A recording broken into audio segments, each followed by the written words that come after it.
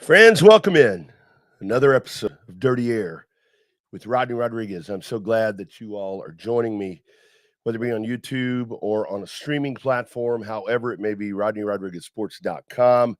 Thank you for being a part of Dirty Air with Rodney Rodriguez, where we just like to sit around and we talk racing, we talk sports, we talk life, we talk all the different things, just like to get us animated. If you would, on the YouTube channel, reach on up there and subscribe. Give me a like, give me a share. If you're checking it out as well, you see a QR code up at the top left-hand part of your screen. You could check out right there as well. And that takes you right to the Rodney Rodriguez Sports webpage, where you can catch all kinds of really cool content, whether it be this or other racing programs or sports programming. So here we are with another week in the books. Actually, another NASCAR Cup season that has come and gone. And we are just post Phoenix, post crowning another champion, now a three-time champion of the NASCAR Cup Series, our man Joey Logano, driver of the Penske number 22 Ford. And everyone, the talk of the week, the talk of the I think has actually been the talk of the month, because this was even before we got to Phoenix. Is this point system is broken. The point system needs to be changed. We need to go back. We need to do all these different things, and everybody has ideas. Well, actually, let me paraphrase that. Everybody's, and when I say everybody, I'm talking consensus. I'm talking consensus of people seem to have decided that this playoff system, this win and you're in system, and so forth, is just not working. It's not any good. It needs to change. And that I really do think that there are ways to modify this. There really are. But we're going to take a few minutes right here, and we're going to have a conversation as to. I mean, look, since everybody has a show like this. Everybody podcasts, everybody live casts, everybody tweets, everybody posts on Facebook. So damn it, I'm going to give you my thoughts as well. And that's what we're going to do for the next few minutes here on Dirty Air. Here's my first point with this. The system has been in place, and you have always had rumblings of that the system isn't the best and the system needs to change. You've always had it, but you haven't quite had the outcry that we've had, or the NASCAR has had this season. Number one, this is a point system thing. I think this is really magnified nowadays, because the bigger problem that the Cup Series has right now, is that you have a car problem. That's really what it all comes down to right here. This is a race car that NASCAR has put out here for different reasons. We can say for cost-effective reasons, to try to make things a little more affordable for race teams, for even across the board. Everybody gets the same parts, and you can't go in there and do all of these different things. This car is not designed. I've said this so many different times, and people just don't want to hear me. This car isn't designed for a lot of what we're doing with it. This is a sports car, man. This is a car that, I mean, you look at it. I mean, we can say the numbers push forward and all that. I mean, that's for the common fan to argue about where the sponsor should be placed and all that stuff. Look at this car. This is not an oval stock car. This is a sports car. This is a knockoff of the damn where SVG came from. That's what this is. People are like, oh my God, Shane Van Gisbergen's come over here and taken the world by somewhere. This is a car he's used to driving, for crying out loud. Putting these things on ovals, yeah, and I know you get in there and you start messing with camber and all of these different things, but the suspension, everything on this, the transmissions, all this isn't an oval type of.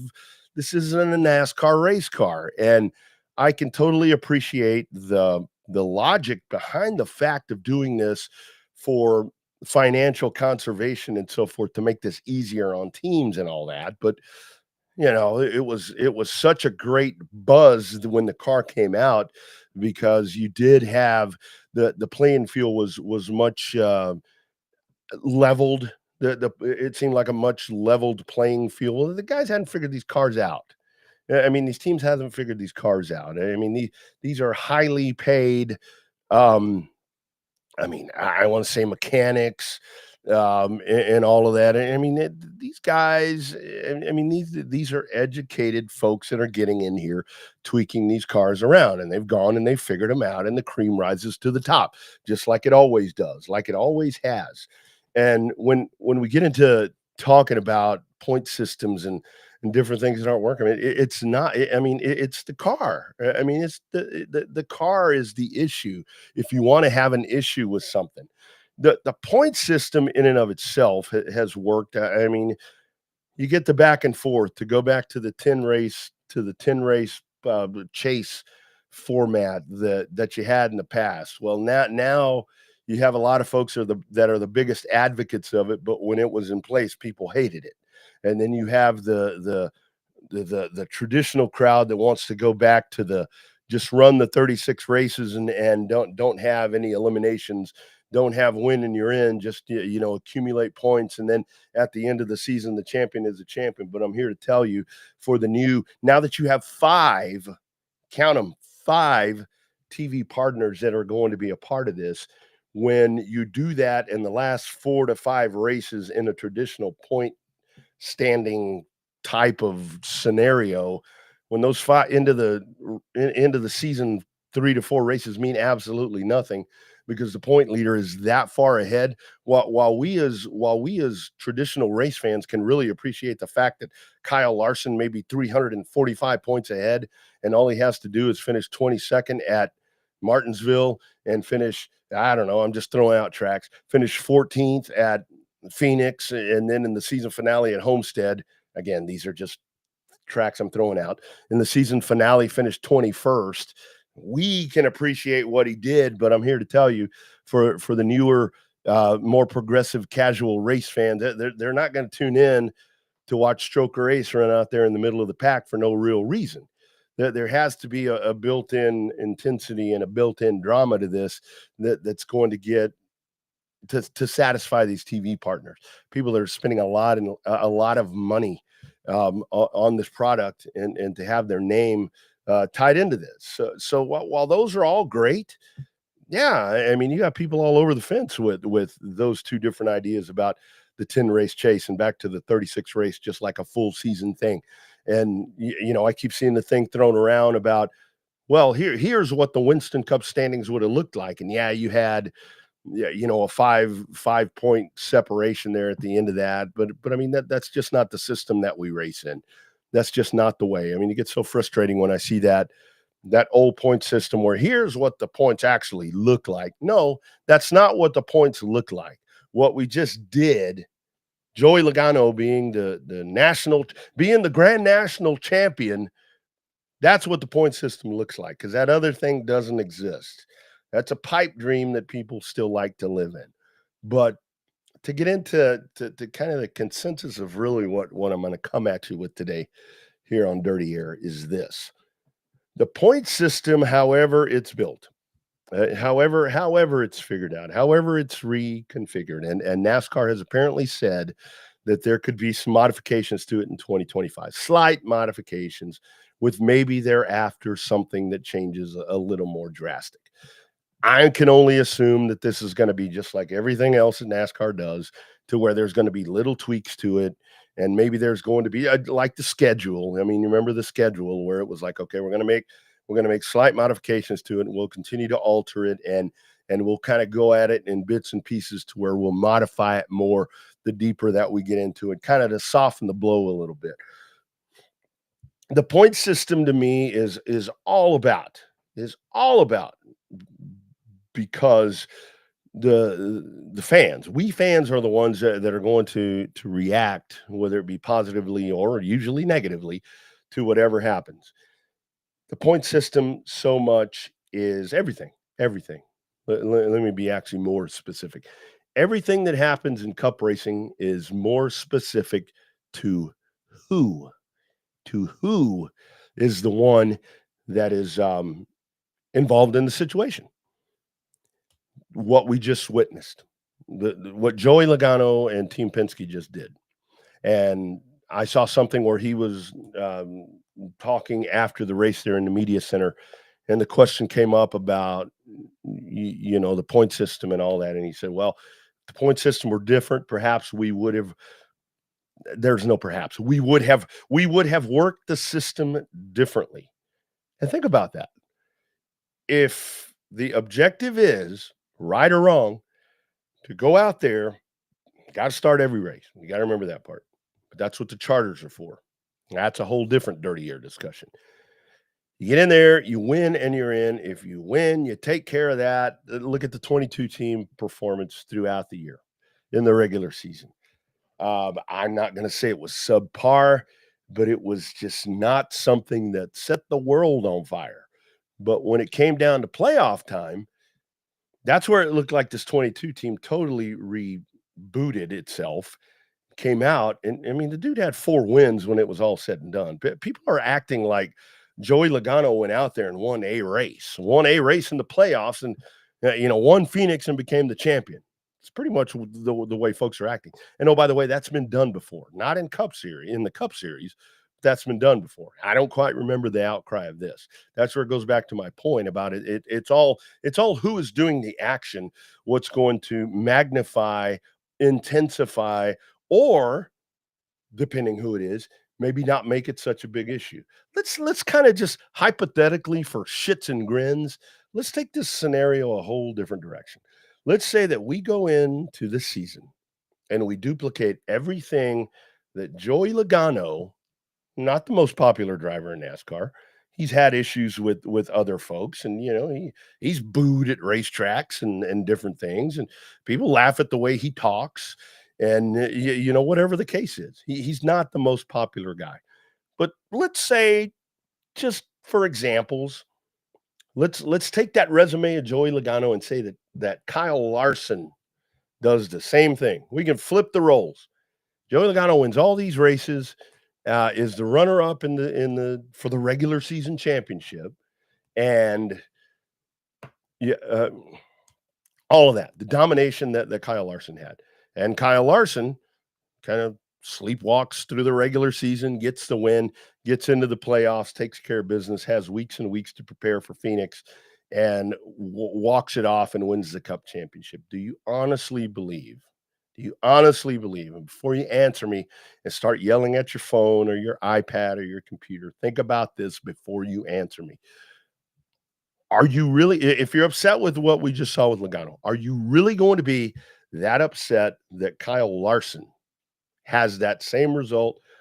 Or are you flying your number 5 flag high in the air, celebrating the second Cup championship for Kyle Larson? I am betting that most people, if they're going to be really, really honest, would say, well, I would be happy if Larson would have won himself a Cup championship that way. So I'm going to. It all comes back to who is performing the action of that. You've got a handful of drivers. Logano is still on that list. Denny Hamlin executes what Joey Logano just did, and we have upheaval. We have the system needs to be changed. Bubba Wallace pulls off this feat. Oh my God, the system needs to be changed. If you get the intent of this car, Michael McDowell pulls this off, still driving for Front Row Motorsports, pulls this off. McDowell, a popular driver, but driving for maybe not one of those Hendrick or whatever teams. The system needs to be changed. That's what happens with that. I mean, it's Chase Elliott pulls this off for Hendrick. Chase Elliott does what Joey Logano just did. Sound that fire bell or whatever they do over there in Georgia, because we got ourselves a Cup champion all over again for a second time. Because I'm telling you, it all depends on who's executing the championship. That's the bigger part of it. To me, it's 2 issues with this.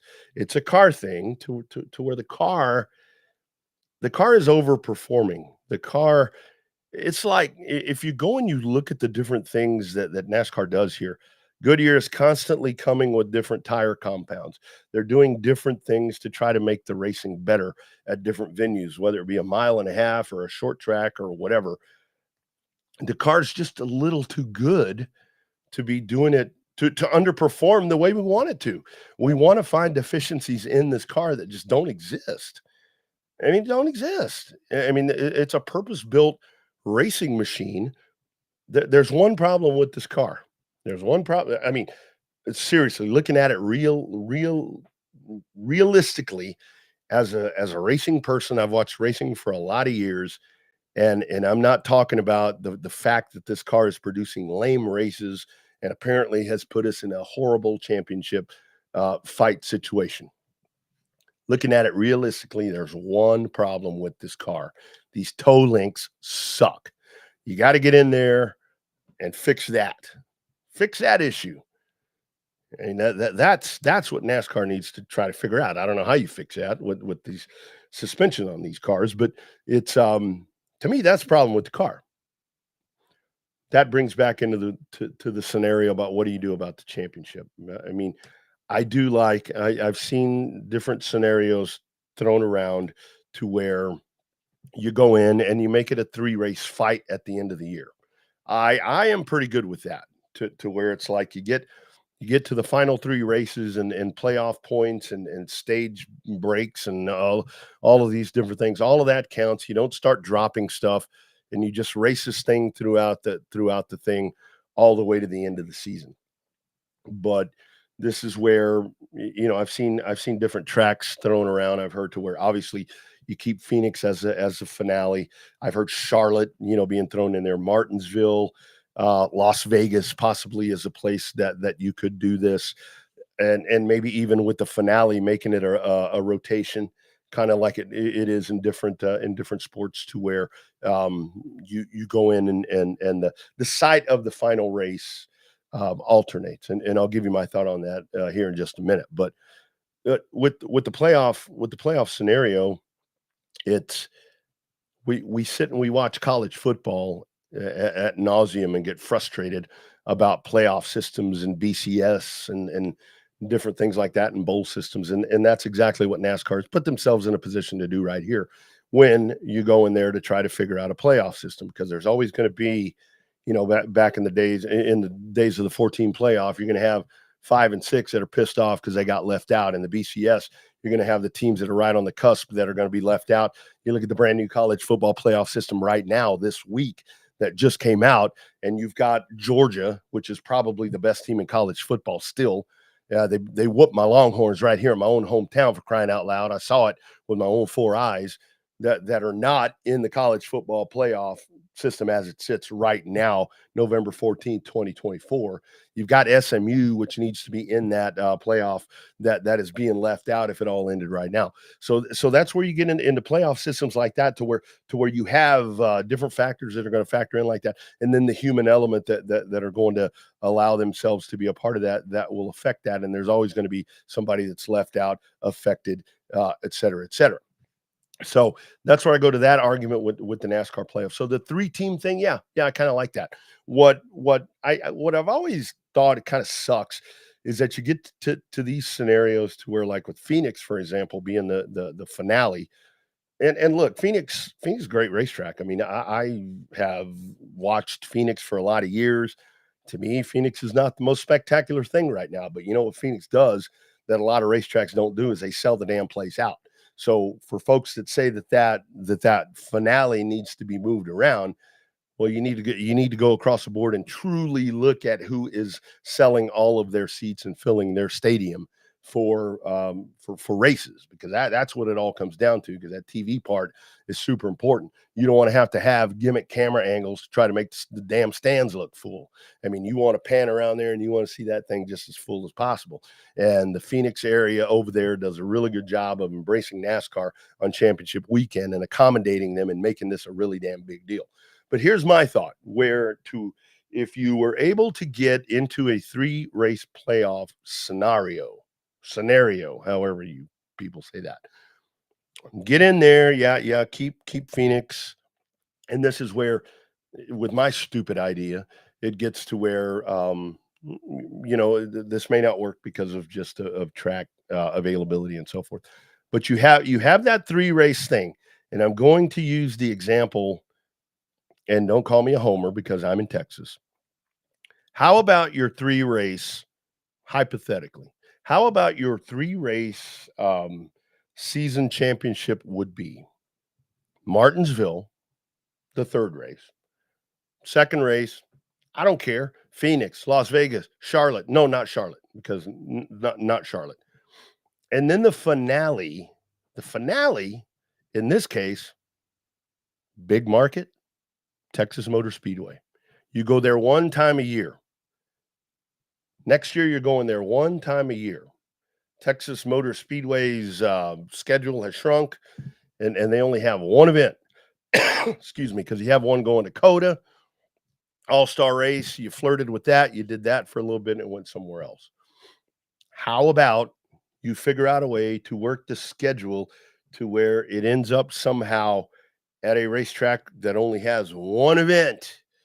That way you can't go into the, like you heard where Hendrick had been working for months and months and months on Byron's setup for Phoenix. Could have fooled me. Logano, those guys, Penske, both of those, the 22 and the 12, so good at Phoenix. Showed up there. You could tell that they had their playbook in order because they got there and they were the class of the day. Set this thing up to where, and again, I'm not saying run the finale at Bowman Gray, run the finale at New Smyrna, run the finale at Five Flags Speedway, run the finale at Cordele. You ain't got to do all that. Use a damn NASCAR track, but use a track where they only go one time. Limit a little bit of that. Why would Texas be a good place in my scenario? Because number one, it's got the 2 different corners. The speeds, there's always complaining about whatever. And I think I think everybody wins in this because you get teams going to the racetrack for the only time of the season. Let everything be on the line. These teams are good enough to do this. These engineers and all these different things, these folks are good enough to have a scenario like this. You don't have to be babysat and spoon-fed. We're going to Phoenix. We were there in March.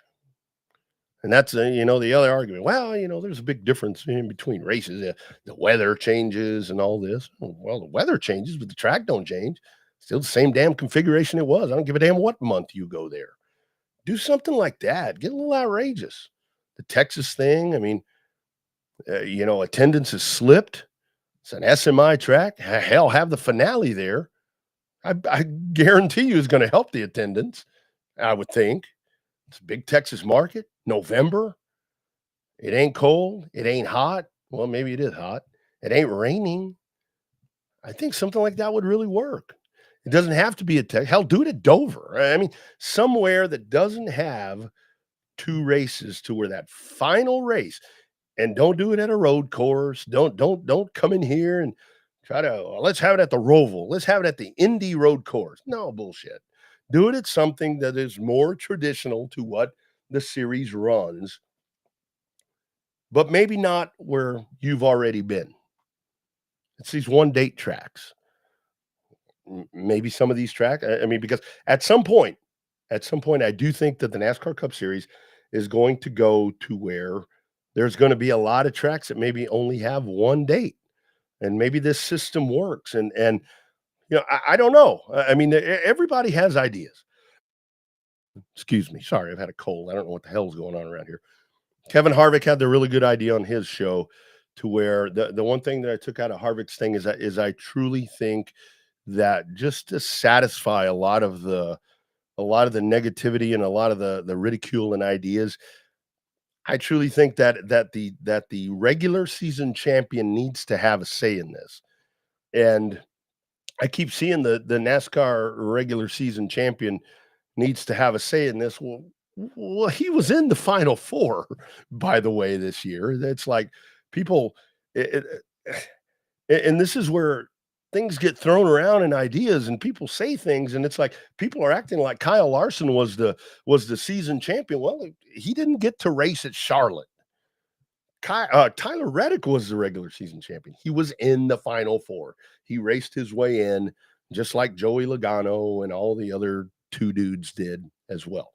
So, but the regular season, if you're able to be the point leader after 26 races on this tour, you do need to be in that championship round, in my opinion, because you have won the race of attrition and you have worked this system, the regular system, the way that it needs to be worked. Joey Logano and Penske and Ryan Blaney and Penske, for that matter, worked the system extremely well. Look at the way that Ryan Blaney won the championship last year. We didn't quite have all of the outcry that we're seeing this year. Didn't do it quite the same way that Joey Logano did, but it wasn't that far off. Had to race his way in. He did absolutely did not set the tour on fire throughout the year. But it goes back to the point that I made at the very beginning right here, is that it all depends on who is accomplishing the action. That's the biggest part of this. That's what determines if the system truly is that bad, is who's executing the end result, which in this case was Joey Logano. Had Ryan Blaney executed the result that Joey Logano just did, I don't think that we'd be seeing quite this. I really don't. I truly believe that we don't. And that's just personal preference. So what's going to happen here? I have no clue. I don't know. I don't know if this changes. I don't know if anything, if it changes in 2 years. I don't know what the playoff thing is going to be, but I am fully. I mean, the playoff system is not going away. We're not going back to the traditional 36 race season to where it's just you just race the thing out, because race fans these days are not, they're not going to behoove having events at the end of the year that essentially mean nothing. And you're not going to have bigger. I mean, a bigger thing right now, and even more important these days, with the dollars that are being dealt around right now, with the millions of dollars that corporations are throwing around for title sponsorships and getting their names on these moving billboards that we call race cars. Sponsors aren't going to continue to drop that kind of money, and TV providers are not going to be putting that type of money. Advertisers are not going to be putting that type of money for a 36 race season that could essentially come down to 5 or 6 races that essentially mean it's just a race.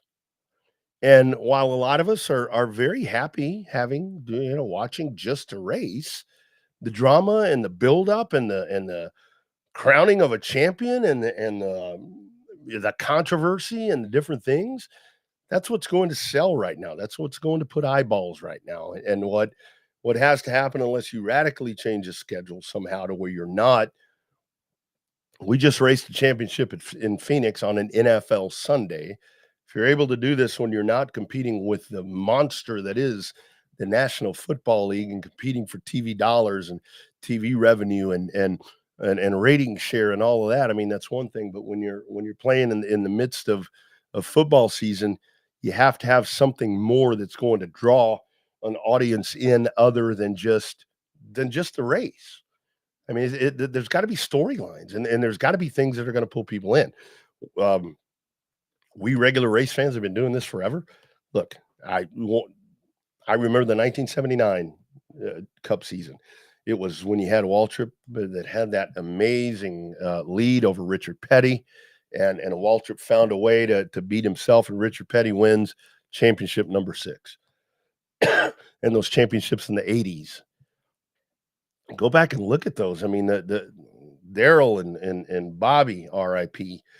Those were battles to where during the season they were really good, but when they got to the end, they weren't all that great. I mean, the 85 season, to watch Bill Elliott implode and essentially just let Daryl Waltrip talk him out of that championship in the 80s right there. Once Earnhardt goes over to RCR and they're winning these massive championships. And things didn't really get good until the early 90s, and of course the 92. I don't give a damn what point system you have. It's going to be really hard to eclipse what happened in 1992, but that's an anomaly. I mean, as you got into the mid 90s, there really wasn't anything that got really dramatic or had intrigue until you got to the playoff system. So you're going to have that for a lot of reasons, whether you want to have it or not. How it gets reconfigured, I don't know. But this is where it's it's a car that you're dealing with that you have to figure out the intricacies on how to make this thing help you find the dramatics. And I'm sure that NASCAR will continue to do that. But the bottom line is Logano's our champion, and the other part about it is, with Logano being the champion, I mean that's a good spokesperson for the sport. I mean, say what you want, whether you're a fan of that dude's or not. I mean, the guy is a great leader. The guy's a great leader for NASCAR and NASCAR Cup racing as a face and a voice, and he will represent the sport well throughout, up into 2025. So that's kind of my thought on that. A very long observation on just different things of what is causing this. I have no solution. I have ideas just like everybody else.